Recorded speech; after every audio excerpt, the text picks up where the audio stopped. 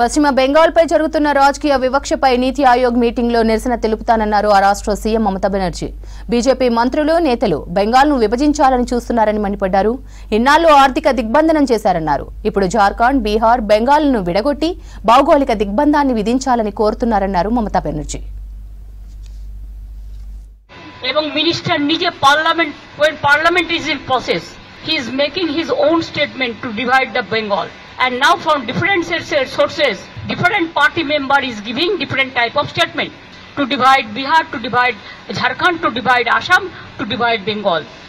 We strongly condemn this attitude. To divide Bengal means divide our country India. We don't support this. সেই জন্য আমি মনে করি এই সিচুয়েশনে টু রেকর্ড আওয়ার ভয়েস, আমি জাস্ট যাচ্ছি, কিছুক্ষণ থাকবো, ভয়েস রেকর্ড করতে দিলে রেকর্ড করব, না হলে প্রতিবাদ করব, করে বেরিয়ে আসব।